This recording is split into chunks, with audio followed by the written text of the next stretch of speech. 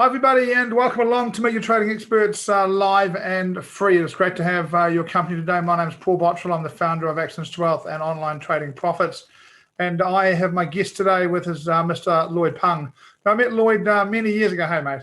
I met Lloyd many years ago. And look, the first time I met him was on a trading event, an IFP type event. And the truth is I don't actually remember him from there.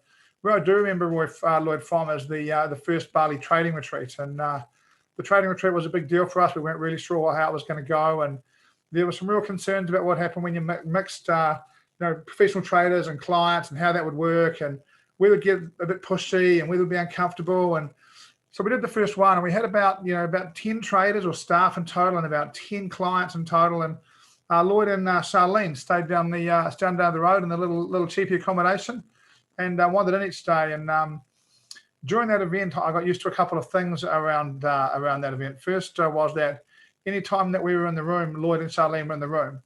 And anytime we were out for dinner, Lloyd and Charlene were out for dinner. So they would literally get to the room at 7:30 in the morning, stay there until 10:30 at night, come out for us and have a couple of beers and a chat. And maybe if Paul hadn't got the guitar out, to sing along till 2 or 3 o'clock in the morning, and then be back in the room at 7:30 the next day. And the commitment really impressed me. But more importantly, the ability to have these people come out and spend time with us and just chat and fit in and sing when we sung and drink when we drank, and not just sit there and badger us. The real fear for the traders is that you bring the clients along every time we go anywhere. We just get badgered for information. And what happened was a far more natural transfer of knowledge, because we were just talking about all kinds of things, including trading. And it gave me the real confidence and the belief that we could do this, that I could get more traders there, because the clients were really happy to learn when it was learning time and socialize when it was socializing time, and not just batter the traders, So my first real memory of Lloyd is that event. And he came to the second event and did the videography for us. And a lot of the videos you guys see from Bali, Lloyd did. In that stage, he was still a videographer and part-time trader. And by the time of the last Bali trading retreat, Lloyd was a trader and doing some voluntary videography work only at that point. Lloyd, I guess the point of today for me is to see if we can get through the journey and what was important to you in the journey, what actually worked and what didn't work, and what are the lessons that from your journey that could have the other people listening to this show put into action and get an advantage from. And look, the first thing I want to ask you, when I met you initially, you started trading with us. You were trading with Saha and Charlene. They were beginners when you were beginners. You started at the same time. There were very different personalities involved in that. Was it an advantage? What were the advantages and disadvantages of starting with equals as opposed to mentors in your trading community? Hi, everyone. Yeah. So I think the real advantage of starting together with Charlene and Saha at then is that I don't see them as someone who knows more than me. Neither do I see them as someone who is beneath me. We all started at the same place. Yeah. So I rather see them as friends. Yeah. So the advantage of that is that because we are all equally blur, so we don't have the authority to put down one another. Yes. But what we do have is the authority to, not the authority, the responsibility to help each other out at times. Yeah, because we all don't know what we are really going after. So instead of pulling each other down, why not just support each other at times? Yeah. So I would say that's the clear-cut advantage of at times means starting off with Charlene and Saha. Now, but at the same tune, there's also a disadvantage, is because, like I mentioned just now, we don't know what we don't know. So same for all three of us. So what happens is, within a group dynamic, there will always be someone who is slightly more leading. And I think, unfortunately, at that point of time, that person is me, being more vocal. So because we don't know a lot of things, and they can't really say my thoughts at them that I'm wrong. Now, and what happens is that because nobody say I'm wrong, then I will assume that I'm right. And that is a very, very bad thing. Yeah. So in trading or in any other thing, it's because once it happens, I think I'm right. The next time, I still think I'm right. And then it fits into my ego. And well, ego is not really a trusted partner for trading. Yeah. You look, it really isn't. One of the things that I do like about this approach, Lloyd, is that in truth, everybody who starts trading would like to start trading with someone trading with them who was a pro. But the truth is, if you do that, you'll just learn to trade like that pro, and that may or may not be the right approach for you.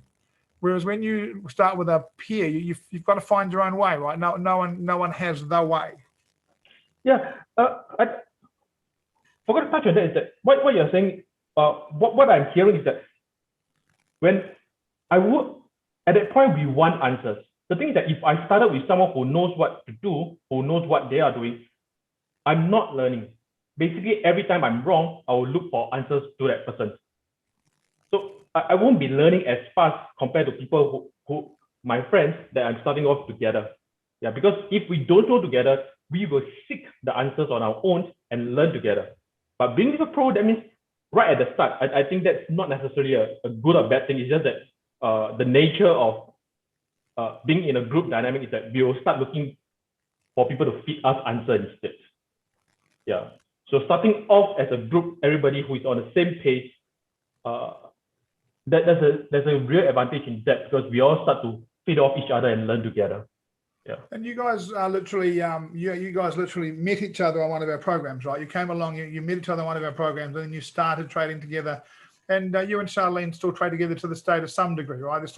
You're still in chat groups. I know I'm in a chat group with you guys on stocks, amongst other things. Yeah. So we still chat. We still chat with you. And then I think I still on and off. Charlene and I we still talk about stocks. What is a value buy? How to take advantage of a particular situation, like especially during the pandemic. Of course, she being a dividend investor will have a slightly approach than me, but generally we'll be kept aware of what is happening, and then it'll be up to us how to take advantage of it. Yeah, that's the thing about community, isn't it? It's not about someone telling you what to do. It's about being aware of the opportunities. At the end of the day, there's a lot of different things going on out in that world, and being aware of the right opportunities is a really good thing. Now, look, when you joined, I know that you'd through your past, I think through some martial arts and diving, you'd done some teaching, you'd done some instructing. But one of the things that was an issue for you was that in this scenario, you were going to be coached. I don't think you'd been coached a lot previously. How did you adapt to that? I wasn't coached even a single bit. So being coached is an entirely new concept to me. And it's a very, very tough pill to swallow. I'm very used to, I would say in the context of Singapore as a nation, we are very being used to being taught, being instructed on what to do. Just do this. That's in the past. But being coached is something that I have to learn to trust someone who I don't know. I have to learn to be open up and expose my vulnerability and allow myself, not say being judged, but being led along the correct path. Yeah. So that's something really, really extremely hard for me to swallow and to do. Yeah. But eventually, I accepted coaching or the nature of coaching because there are some answers. There are some things in along the path of trading I cannot derive an answer no matter how much I Google. Or rather, because Google gave me so many answers, I don't know what is the correct answer. That's the thing about trading, isn't it? I mean, I could Google any topic you wanted to right now, Lloyd, and I can find you 5 different answers in 5 seconds, right? Now, one of the problems with trading is that, look, the recent back testing we did, one of the things that showed to me was that so much of the stuff that's out there is just, just rubbish. I mean, it just doesn't work. And there's people who get stuck searching for everything, and they just find, from my view, trap after trap after trap. Things that look really good. And look, it's not the hardest thing in the world to find something on a chart that looks amazing afterwards. But that doesn't mean that live being able to do it is quite the same. But one of the things about coaching, which I think is culturally really interesting, obviously I've coached around the world and coached different people, and coaching is about leading people to the knowledge, not giving them the knowledge, right? So what you're trying to do is have them self-discover it. And I think inside some cultures, there's a real expectation that learning is about being given the knowledge and then doing something with it, as opposed to being asked to find the knowledge. And I think it can be quite challenging in some cultures when you are coaching and when you're being coached, the different expectations that do exist around it. Was that one of your issues? I would say yes. And probably to add on is that being coached means that not just me opening up, it's also the coaches at then, or rather you at then, is that you have to understand my insecurities. Yeah. Yes. I mean, you can tell me a strategy, how it works, the drawdown, whatever it is. But let's say you're giving me a strategy which has a 30% win rate, and I have to allow the trade to run. But if my nature is that, colloquially, what we say, a kancheong spider, I have to take my profit fast, that strategy would not work for me 99 out of 100 times. And you have to understand that part, and then try to lead me along the way to somehow modify the strategy to fit my own. Yeah. So that is very different from instructing and teaching, because instructing and teaching, you don't have to understand me. You just give me and tell me what to do.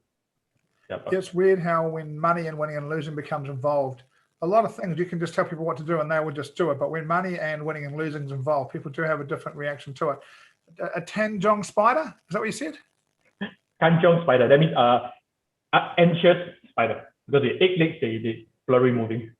Yeah. It's one of the things we've done in our own organization, isn't it, Lloyd, where different senior traders, you included, have added other ones of the trading team come along and sort of copy them for a period of time.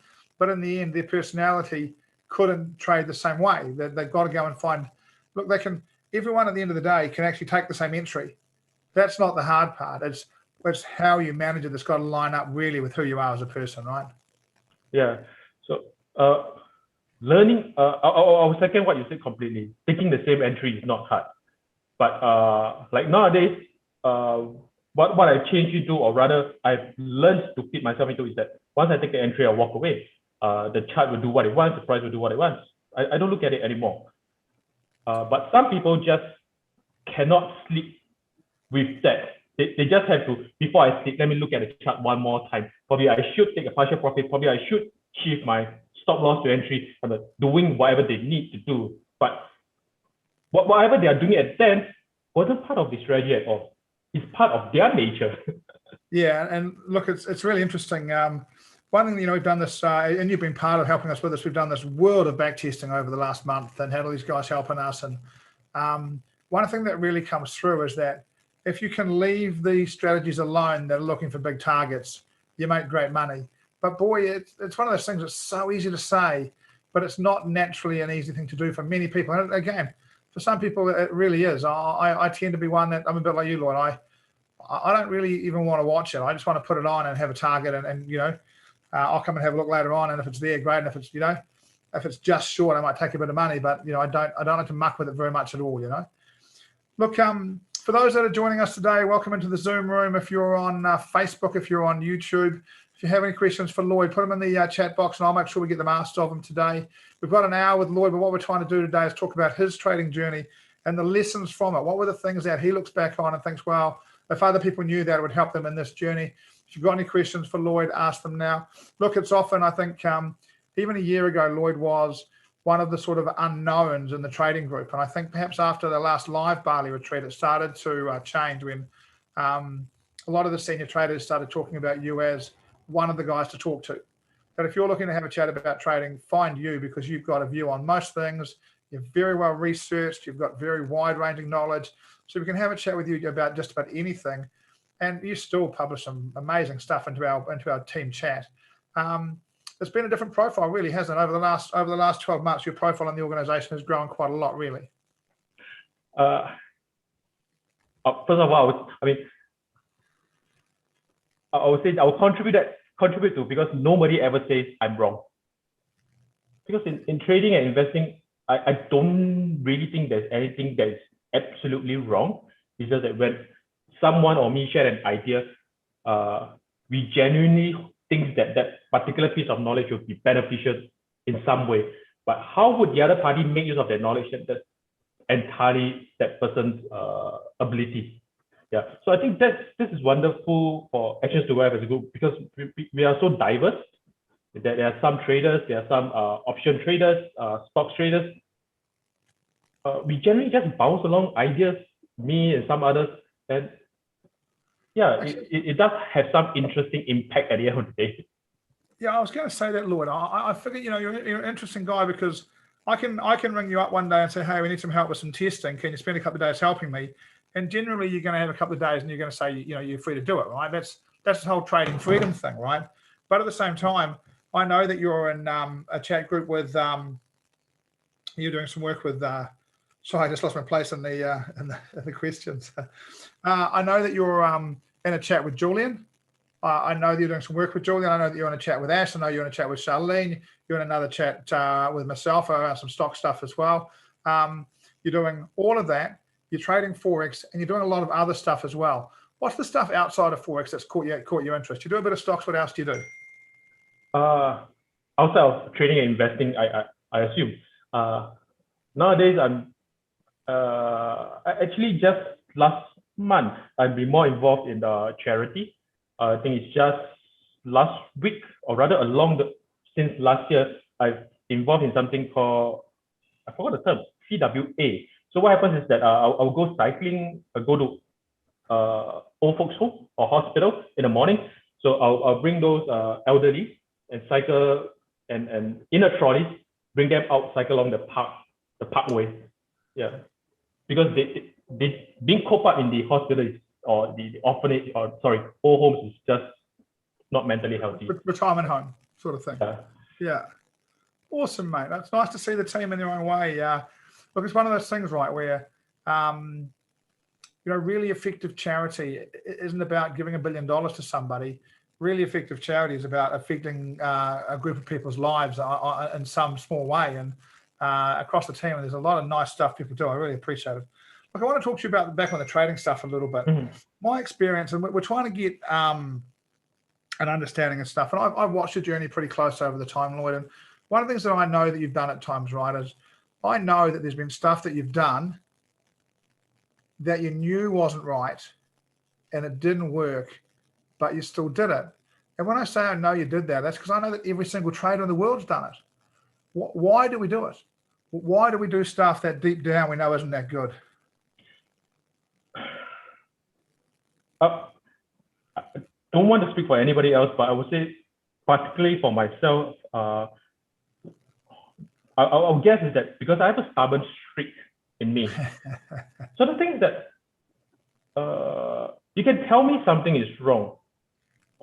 And like I mentioned just now, coaching, I have to learn to trust you. So at the time, without knowing that it's absolutely wrong, why should I trust you? But there are some things in life whereby I don't need to trust you. I know it's wrong. So it's utterly stupid. Yeah, I would say it's utterly stupid to go 35% in a trade. Yeah, but at that time, I would still do it. If you ask me at that why, I would say I have this huge ego that says that I'm definitely going to be right for whatever reasons, because I've done a lot of reading. I've done the necessary. I think I'm going to be right. So let's just, why 1%? Why limit myself to that? Why not just go 25% in? So the logical side in my head is that, look, it's damn stupid to put 25% in any investments, scams, or trades. The logical side would say that's not very clever. But the ego side would say, just do it. What's the worst that can happen? You lose only 25%. And well, the thing is that the worst is I don't lose 25%. I will lose 25% more than once. And that hurts pretty bad. Yeah, look, it's one of those things, isn't it, where I do have a question for you. So you're a trader, you're an investor, and we teach, and inside our organization, we teach 1% risk, and we mean 1% of your Forex account. But for larger investors, if you're looking to make investments, would you, for instance, if you, I don't want to make up figures, but would you be prepared to say, well, my net investment is this, so I can put 1% of that into a Forex trade as opposed to what's in my account? Or would you keep it to a percentage of your account? Sorry, I don't quite understand that. Can you? Well, I'm going to use some numbers, right? Oh God, that wasn't so good. So if you have, let's say in round terms, if you have $10,000 that you invest, I'm keeping the numbers really low, but you have $1,000 in your Forex account. A lot of investors will trade at 1% of 10,000 because that's their investment bundle, if you like. Yeah. We teach that it's 1% of your trading account because that's what we can control. if you've got bigger, do you base your investment risk on your whole portfolio as a percentage of that, or on the small areas that you have some money? I would still highly advise for myself, anyone that is that base the 1% on the stock portfolio. Yeah, the reason being that the primary reason why we have different portfolios, let's say again the $10,000, right? I take $1,000 out, that means 10% of my entire portfolio, is because at the bottom of my heart, I already knew this 10% represents possibly a high risk investment.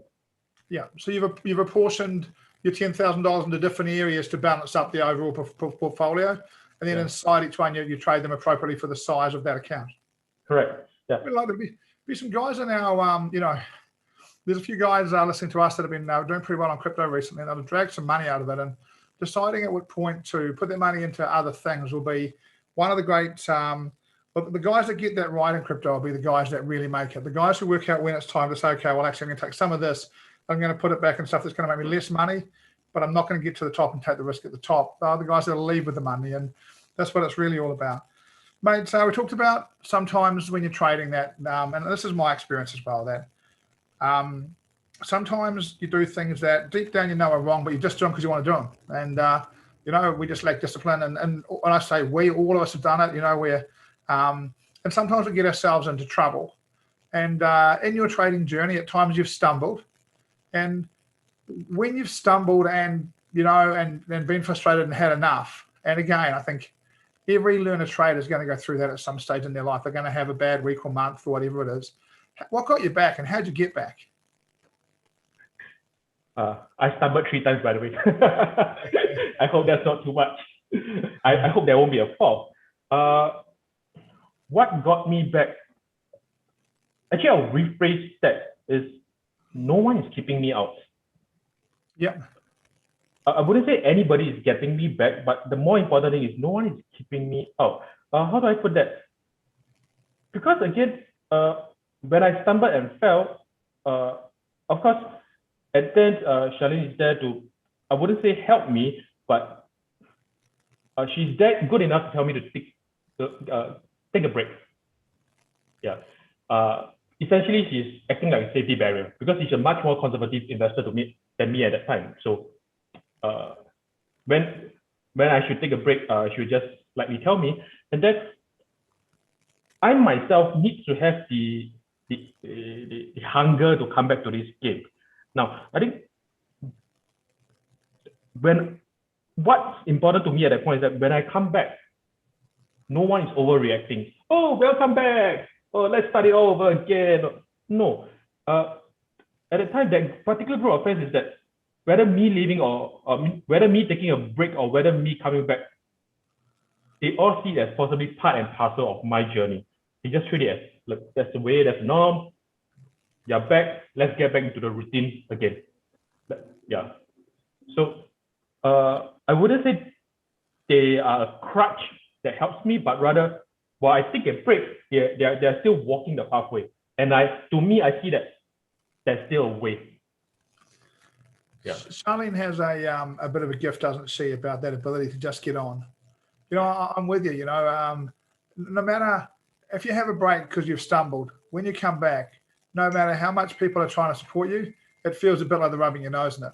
And they don't mean to do that, but it just feels that way, and just be able to walk back in and have things be the same. It's like those classic long-term friendships you have in the world with people you don't see that often, where you just get back together with them and it's the same. And if you can do that with your trading buddies, it's a real genuine level of support, isn't it? She does seem to have a special ability to just take people as she finds them and not be too judgy, Yeah, I think you said the keyword is maybe me, but I definitely hate being judged.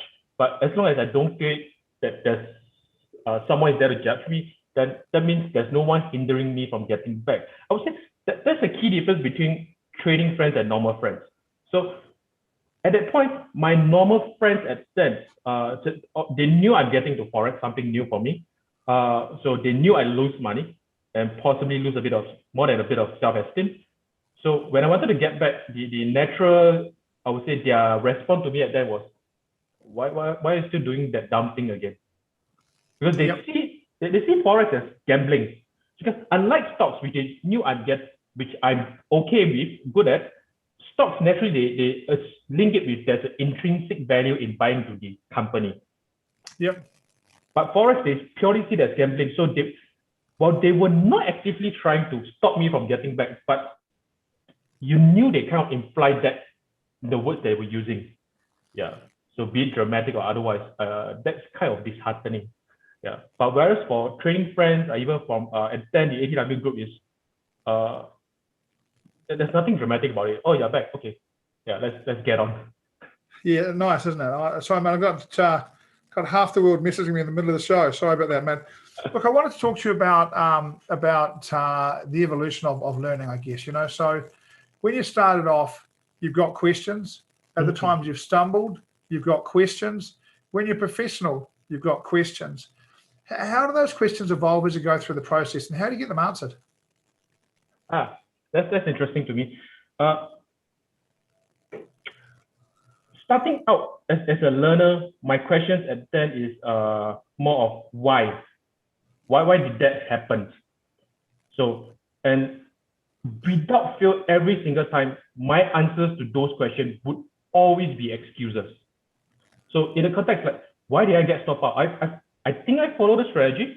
So why did I get stopped out? And then there will be 1,000 different excuses. Or that's an institutional move, or that's a stop hunting move. So the questions at that is, I would say, irrelevant to me today is whatever happened has happened. And my answers to it at that were excuses whereby anything or anyone can be wrong except me. Yeah, which is not very productive to my learning at then. Yeah, because I was always finding excuses. And of course, I make the This is the new trader, right? This isn't just you. This is the new trader. And again, we all go through it where, somehow as a new trader, we feel like we know a bit better than the $4 trillion market. And that it's honestly, at the time of my trading career, I genuinely believed the $4 trillion market had a personal problem with me. And knocking me over out of spite. And it's amazing where your mind takes you in these times on the journey through, right? But I think that is the mind of the retail trader, isn't it? Of blame. It's not my fault. It's not my fault, and it's not my fault. It's not my strategy. It's all this external stuff that's causing it. And truthfully, that's not from my experience of coaching. That's not normally the case. Yeah, I would even blame you too, Paul. You won't be the only person to ever blame me. Yeah. So yeah, I mean that's basically the gist of my learning at then. Yeah, try to find every excuse I can. Then obviously, like I mentioned just now, I sort of stumbled 3 times. And luckily, I came back 3 times or 4 times. Now, when I stumbled, again, I will still be asking questions. But then, because I'm more open to learning once I stumbled, because I want to come back. So I have to be more open to learning. So rather than asking myself why was I being stopped out, why this happened, why that happened, the questions more or less transition to what happened. Yeah. So I'm more open to learning now. And then of course the answers that I had, what happened, what be it stop out news or whatever happened at that, my approach while I was stumbling and doing my recovery phase is that ask someone who is much more knowledgeable than me, rather than hunting my own answers, rather than blaming. I have to open up somewhat because my approach obviously does not work. So I have to ask people, and you being one of them. At that, of course, Chloe, Mikey, love Mikey a bit. His advice to me at that was always follow the rules first. If you're not making money, why not just do the simpler stuff? Follow the rules first. You may not know what happened, but just follow the rules. Yeah. So he urged me along that path. Yeah. So that's when I start to appreciate the system. Yeah. Of course, nowadays when I make it my own, again, my questions change. Rather than finding out what happened in the markets, I will learn to take the. I have to clarify my second stage, which is the stumbling and recovering. I'm still not taking responsibility for my actions. I'm simply just follow the rules. You see, follow whatever the template that has been given to me, but I'm not necessarily taking responsibility for it. Yeah. So the third stage where I make it now is that I'm starting to take responsibility by being reactive to the market, really studying the market. Look, market is doing this now. What sort of strategies can I employ? Actively participating in it. Yeah. So I don't really care in a trade. I don't really care whether I stop up or I take profit because that's the expected process. Yeah. Both things are going to happen at various times, right? Sometimes you're going to win, sometimes you're going to lose. That's part of it, right? Yeah. So the questions nowadays I have for myself is more, hey, this happened enough number of times. I'm able to observe it. Am I able to take advantage of it? Yeah. Yeah, look, I really like this, Lloyd. I hope that people at home are getting a lot out of this. Hope you're learning a lot from it. If you have any questions, throw them in the questions box. You can do that on YouTube or Facebook, and Maya will put them into the room with us if you're in the room. If you have any questions for Lloyd, throw them in the box and I will get him to answer it.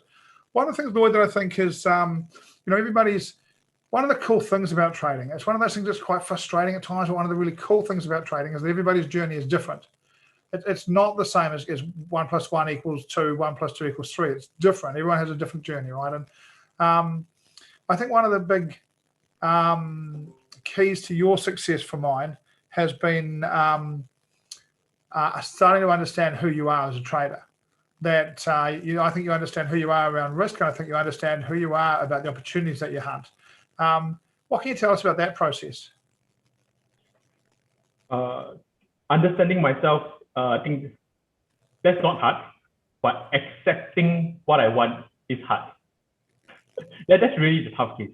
What I meant by that is that, look, at the end of the day, what I want is very simple: money out of the market. I mean, that's what everybody wants from trading. Yep. But accepting my expectations, that's the hard part. Or rather, moderating my expectations, that's the hard part. Yeah. So again, I have a plethora of traders that I can follow. You, Jeff, Mikey. And I won't lie, at that, the most shining star that I want to follow was actually Jeff. Simply because his strategy has the highest win rate out of yours. Yep. Yeah, and that fits into my ego. Because what? A 90% win rate. Who wouldn't want that? But at the same time, what I want is really big winners, which his strategy couldn't provide. It's sorry I laugh, but it's the difference between what we want and what you can have, right? So you can have the strategy that wins all the time, or you can have the strategy that takes big winners. When people tell you that they've got a strategy that takes big winners and it wins all the time, they are lying to you. It doesn't. Markets don't work that way mathematically. That's not the way that it happens. And I get this thing, right? Because like when we were starting on the slingshot, I traded live with Jeff for about, I think it might have been nearly 3 years. We traded the UK Open, as Ash and Jeff do now. We traded that UK Open session together. We were in a webinar teaching and explaining it for a long time together. And I love the slingshot. I love the technical nature of it. I love the fact that it was really successful. I love that it's really rewarding because you feel like you just literally understand the market. But I was the same. Eventually for me, I had to go into some of the things I did with Jeff a couple of years ago. I just helped him through that process of how do you find bigger winners in that strategy, right? And I had to go and look for bigger winners because we talk about the hunting dog, the falcon and the jaguar. And really by nature, I'm probably one step past the jaguar, the polar bear, which we don't talk about in the education. But I like to go and look for, I'm prepared to take more losses to take bigger winners. And that's a personal thing, and people have got to trade their own find. Someone's asked, where are you on this? Where did you settle? So you like the lots of winners, you like the bigger rewards. Where did you settle as a trader? I was all three at one point. That's not the best thing. To break it down, when I start to learning, I'm more like a dog because I was really staring at the screen all day long. Yeah, so you have to understand that I'm a freelance. So when I trade, when I set aside a time for trading, I can literally stare at the screen for 6 hours. Yeah, so naturally, when you have that, by nature or by the act of just staring at the screen, I'm a dog. Yeah, just any chance that take profit, I will take it. But what I can clarify with you is that straight after taking profit, I will have the instant regret. Why did I take profit when the trade in the next 30 minutes runs up? Why did I take profit? Yeah. So when I stumbled and recovered, I practiced more patience, then become the falcon. Yeah. But and then I was still regretting, why did I have TP1? Why did I take partial profit? So eventually now I trade my own stuff, my own strategy, and trading a wave rider, I've learned to, like the song says, let it go. Yeah. So more of a jaguar. Yeah. Like again, I can just sleep with a trade going on. I don't, nowadays I don't really care when I place a trade. I trust the process. And more importantly, the process is something whereby empirically I have back tested. I have this set of data that I can rely on. Place a trade, walk off. Yeah. So in the past, my computer was switched on 24 hours time. Nowadays, I can clearly say to you that when I look at the screen for trading purposes, I don't look at it for more than 30 minutes for a single day. Look, I really like that, Lloyd. It's one of the things for mine is that, we're doing this back testing at the moment with the robot trader, which is an amazing tool, right? Its ability to what we're doing, we're coming up with generic settings is awesome. And we just had some new settings coming through for the hourly and the 4-hourly wave rider. Another thing that looks really positive. But the robot trader can do that for every currency individually. So we give it one set across everything. It can do it individually for different currencies. Quite amazing. But when you're talking about backtesting stuff, I don't think that's what you're talking about. While you can automate stuff, as a trader, sometimes you need to get a chart, and the market scan now, you just push plus and you go back a bar and a bar and a bar, and you can just go back and see what you're trading historically and work out how it works. And I think that level of backtesting, you can't do 2 years over 29 currency pairs manually. That you can't get that depth right. But you can go back and have a look at some stuff for a couple of hours over a few days in a row and get really clear what's working, what's not working. And when you do that for yourself, the level of learning is a different level of learning. It goes from being information to knowledge. Information is the printout from Robot Trader, and it's information and it's great. Knowledge is when you do it yourself and you can use it yourself, right? Has a different impact on your own confidence, right? Yeah, absolutely right. I'm actually doing both. So I don't mind telling you that I spend on myself. I spend I think about 5,000 odd, probably nearer to 8, coming up with my own EA, backtesting and stuff like that. So the thing is that when I plug an EA to a strategy tester, it vomits out a set of data. Now, I can digest the data, but what I cannot digest is this data point what is it actually representing on an actual price chart? It doesn't tell me anything from that nature. But if I do it manually, bar by bar, what happens is that over time, I myself become the indicator. So even without bar by bar looking there, I'll start to look, this is what happened. There's a certain degree what will happen next. So I actually learn from that. There's a conscious learning when looking at bar by bar. So sooner or later, you'll gain this very special ability of this has happened. So that will ought to happen next. Yeah, without even the indicator telling you. And I think that's the beauty of backtesting, and that's the beauty of using indicators, which some people don't like, is that the beauty of backtesting is when you look at the chart, really more and more you'll find that there are certain phenomena within the chart, it will naturally jump out at you, be it from a trend trading point of view or a reversal trading point of view or breakout. There are some things that just jump out at certain traders. Yeah. And you really just need to go back bar by bar, and magically those things will just imprint right in mind. I'm going to ask you, I think it's a tough question. I love asking tough questions to traders, but I was going to say there's nothing more important than time in front of the charts. But I'm going to ask you, is there anything more important than time in front of the charts? Time out of the chart. Really? So what do you mean when you say time out of the charts? So you go back and you have a look at charts and you get this stuff. Do you mean time out of the charts? Do you mean the conceptualizing, the coming up with the ideas, or do you mean the riding the bike with the old people in the back and giving them some time out of hospital and making yourself feel good about yourself? When you say time out of the charts, you're talking about trading time out of the charts, or refresh your mind and your soul time outside of the charts? Refreshing my mind, hitting a reset button. Yeah, it can be both. I mean, I still can be digesting information. The thing is that when I look at charts, let's say after more than 30 minutes, after more than an hour, my mind is so inclined to look at certain things that I have inherently built a bias to looking at those things. Yeah, which again, the word bias, that means it's not good. I have to learn to look at the chart objectively. So after 1 hour in front of the chart, or be it for trading or backtesting, more of the time is actually backtesting. I have to get out the chart, hit a reset button, and try to think of it and digest the information in a very objective manner. So that can be whether I go out night cycling, which I do it almost every night nowadays, or helping people, charity. It can be any of the activities. So time out of the chart allows me to digest the information in a very objective manner, rather than because when I look at the chart, naturally my mind is confined. It's being tunnel vision. Yeah. Yeah, I really like this, Lord. I think this is such a key point, right? The truth is that when you're in front of charts, you do learn things, but again, that level of understanding doesn't come, that aha moment, oh, I get it. That comes when you're thinking about something else and your brain in the background is just ticking this stuff over, and stuff just becomes clear. I very much, I think that's, I think that's really important. I think if you just keep looking and keep looking and keep looking at the charts, you really get nowhere. You've got to look at charts. You've got to have a purpose, and you've got to be prepared to go away. It's like anything. Like for me personally, and again, it may be different for others, but having that break where your mind is turned off and thinking about other stuff.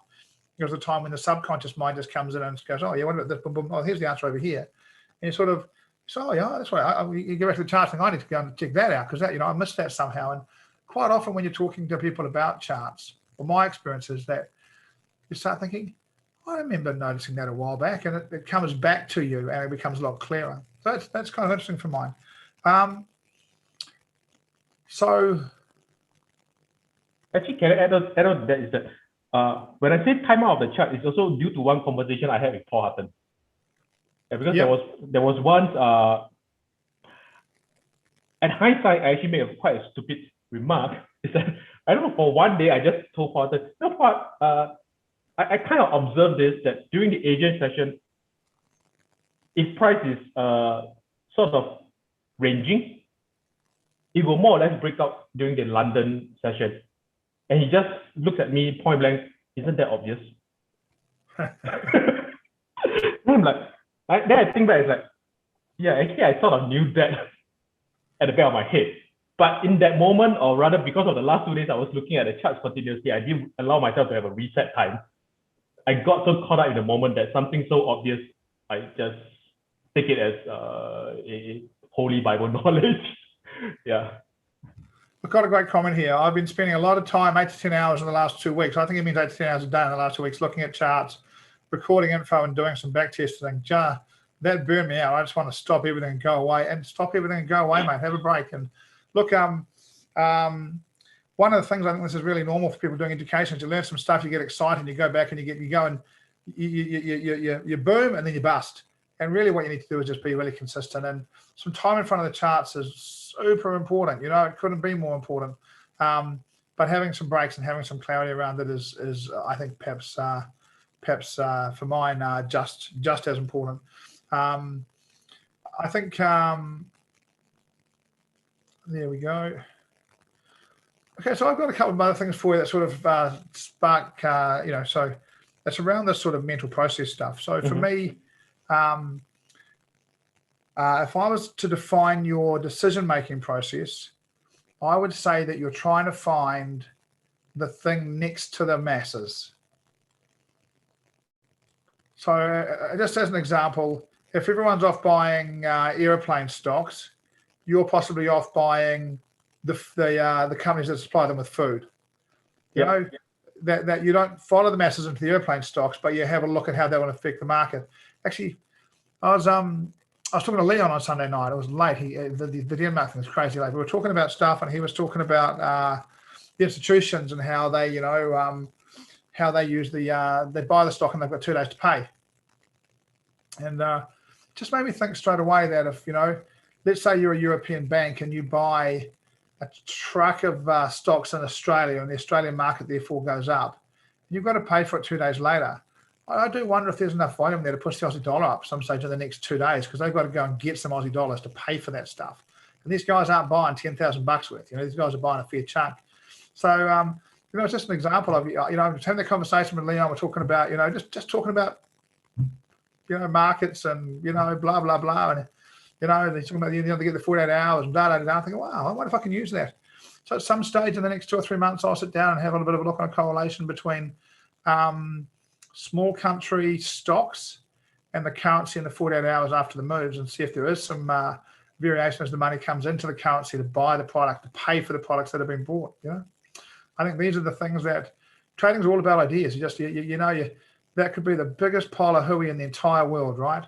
But at some stage, not tomorrow, but at some stage, I'll spend some time and I'll go back and have a look at some charts and see if I can find a correlation there. And look, if I can't, I'll find something else. I'm looking at the charts, and if I can, we'll keep an eye on that going forward. So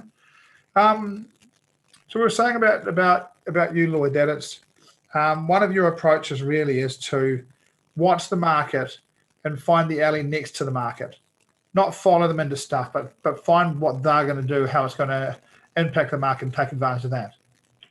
Yeah.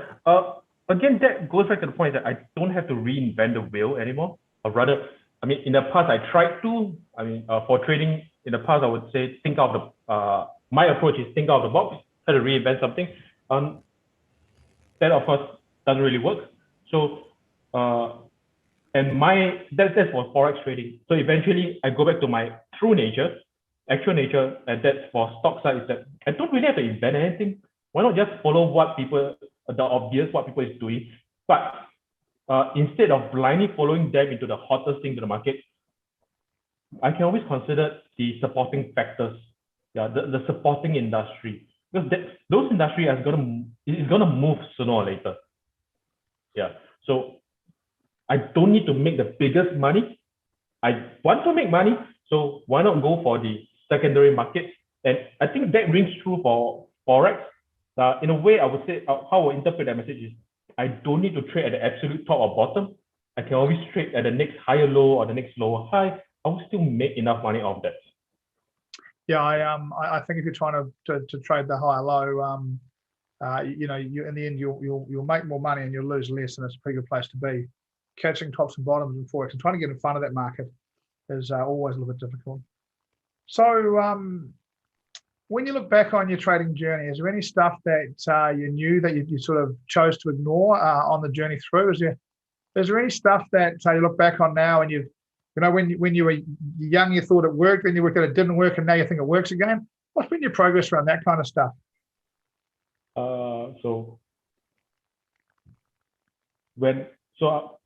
Your question is sorry, I lose your question. Look, is there anything that you knew and chose to ignore but is embracing now? And is there anything that you think you knew but were proven wrong and choose to ignore now? What are the things that have changed? What are the things that, let's take an example, right? You were very, very into researching and backtesting indicators for a long period of time. Are you still doing it? Is it still significant? What do you think? Playing with indicators is really, I would say, part of my hobby now. Yeah, same chart, plug in 1,000 different indicators, it'll tell you 1,000 different stories. Yeah, so that to me is fascinating to know. And but again, how I choose to use those indicators, how I choose to use those tools will be a conscious choice on my part. I don't rely on the indicator, but rather I choose a very specific way of using them. So that actually fascinates me till today. Going back to your question is what I didn't embrace, but I would say risk management is a huge thing. I'll gladly tell you nowadays, none of my trade is actually I trade at 1%. None of my trade I go at 1% because I'm trading 3 strategies. So and the issue in trading 3 strategies is that it's very easy for me to overtrade if I put all 3 1%. And moreover, I trade at other time frames. So there are times whereby I go burst in the past whereby I, without knowing my actions, I'll go burst 5% a day. Yeah. So, but I think from my story is that risk management impacts me in a huge manner. And nowadays, I fully embrace the concept that I'm not a trader. I'm more or less a risk manager. Yeah, I can easily trade 4 strategies, 6 strategies, but I can even use a hedging strategy. But at the end of the day, if I don't manage my risk one way or another, I'll still return back my gains to the market. Yeah. So I knew risk was important when I started out. I just disregarded. 25% of trade is not a very clever thing to do. And now I fully embrace it. Because profit at the end of the day is still profit. The only thing that what makes a profit change is my absolute sum, the account is $10,000, $100,000, or $1 million. That will affect my profits, how big it is.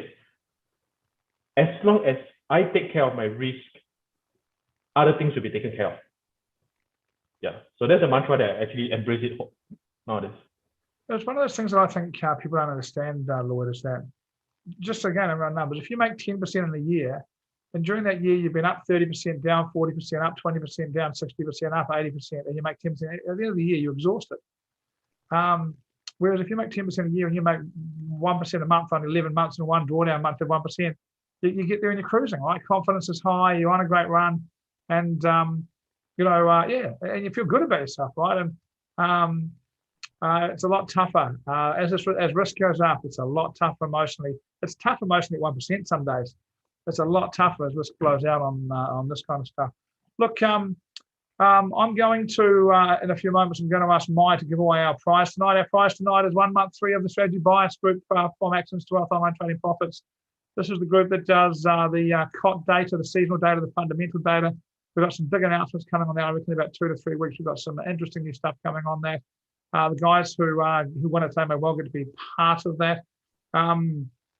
The bias group gives you access to the charts for seasonality, the charts for COT, a 1 hour weekly video on seasonality by a market expert, Ray from Northern Ireland. It gives you currency by currency and product by product overviews of fundamentals and seasonality and COT as well. Huge amount of data in there.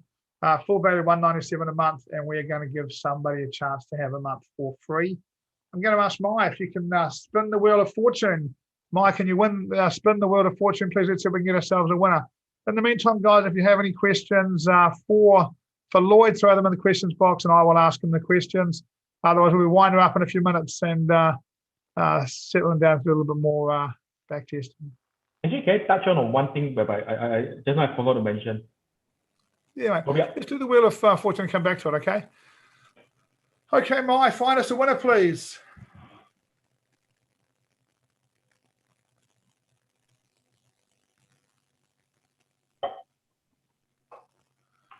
Wayne, if you are in the session, you have got 30 seconds. We'll make it 15 seconds to let us know. Just pop into the chat box and tell us that you're here, and we will organise. Mai will get hold of James, and James will get the prize to you.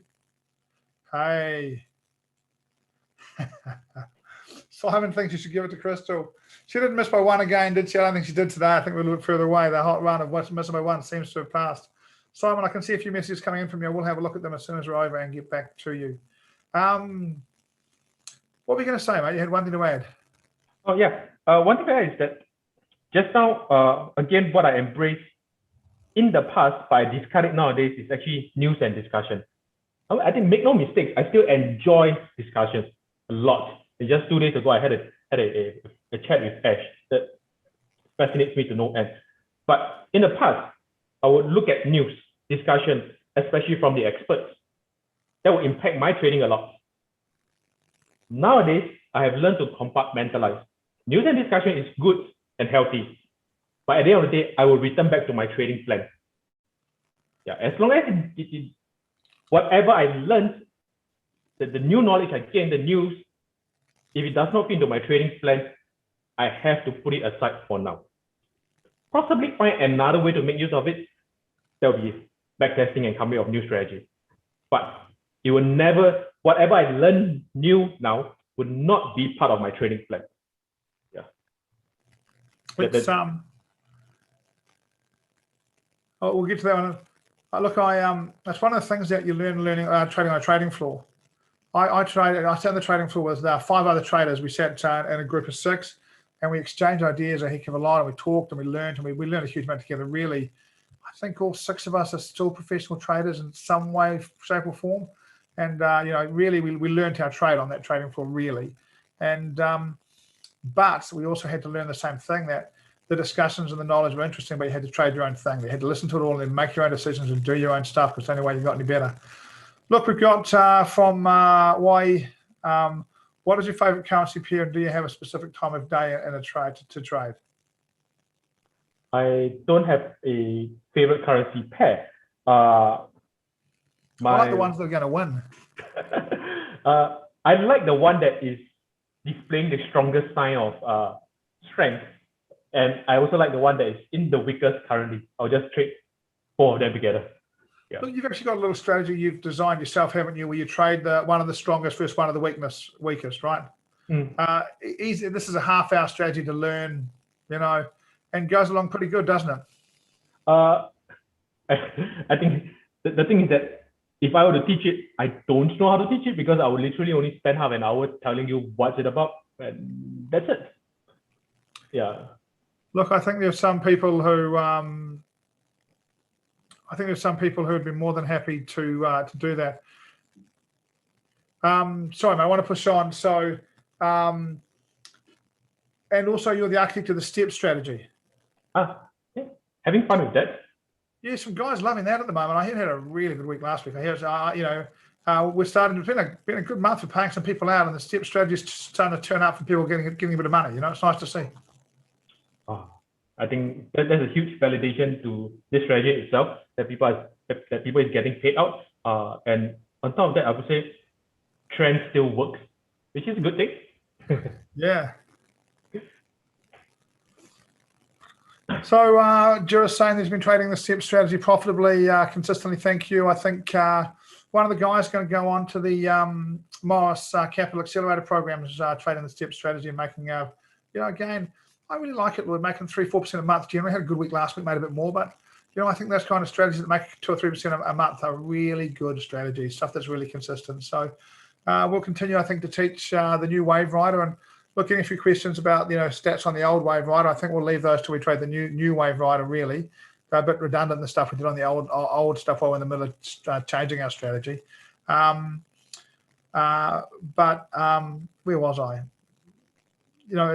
It's nice to see different things making different amounts of money, and I really like strategies that make 2 or 3% a month consistently. That's why I like the stuff that Linker does. Linker been through the journey, lost your money, found your approach, and just makes a couple of % a month. And I think people forget how powerful that really is. Just consistently making a little bit of money every month is a great place to be.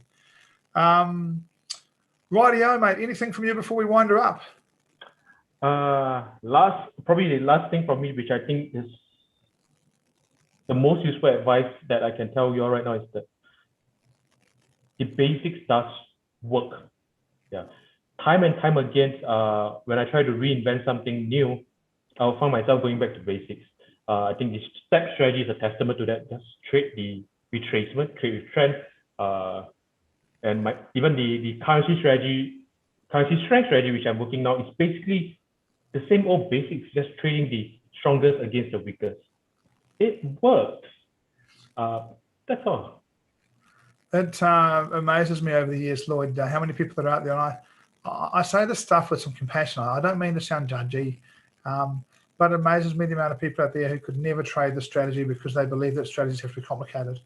And then if they did trade the strategy, would have one losing week at some point, and they'd add 17 indicators to it and find a way to make it more complicated. It's just the way people believe that it has to be more difficult. And I find it really interesting, because I'm with you, Lloyd, that one of the messages that we talk about quite regularly is that simple things work great. And let the computers do the really complicated stuff, and we'll do the simple stuff. And I think in trading, you better do one thing well than 10 things averagely. Definitely, yeah. Probably I'll break news to you all is that probably someday I'll share with you, Paul. Is I also found another basic does work. had a very favorable chat with Ash. Is that correlation? That is something actually I learned from you. I think the first year of ATW trading, I learned from you what's correlation. Chuck it at the back of my head. 4 years later, or is it 5 years later now, actually I revisit, I'm like, saw it in a completely new light, and I was like, there's something interesting to be out there. It's weird how this stuff works, isn't it? I reckon I've seen Julian talk about trading more than any other person on the planet. I mean, Ainsley's done more one-to-one coaching, but I've sat in more rooms with Julian when he's teaching people, and it literally took me 10 years to get that the sentiment cycle was important. I looked at that thing over and over again and just went, who cares? It doesn't matter, who cares? And then all of a sudden I got the higher low thing, and I thought, that is actually the whole thing. It's the whole thing, And I don't know what it is about our minds that, don't know how to explain this, but when you're learning, the thing that you block is the thing that you need. And when you see yourself just sort of being a bit indifferent to stuff, you really want to have a dig around and work out why, because that's often your stuff getting in the way of your learning, from my experience. It is for me anyway. Mate, I just want to thank you very much, mate. It's been great to have you, and I'll be meaning to having the show for a little while. We'll have you back, no doubt at all, mate. It's nice to have just a simple chat. Please, we could give away a little bit of a product as well. We'll see you back in a few weeks. I'll see you tomorrow on IFP. Looking forward to that as well, mate. Thanks for your help with all the testing over the last couple of weeks. And in all honesty, mate, thanks for your now long-term friendship as a trader. It's great to have you on the team, and great to have you contributing, and great to have your opinions floating around in the masses of opinions that we have, mate. So thank you very much. Cheers, mate. See ya. Pleasure, mate. Bye, everyone.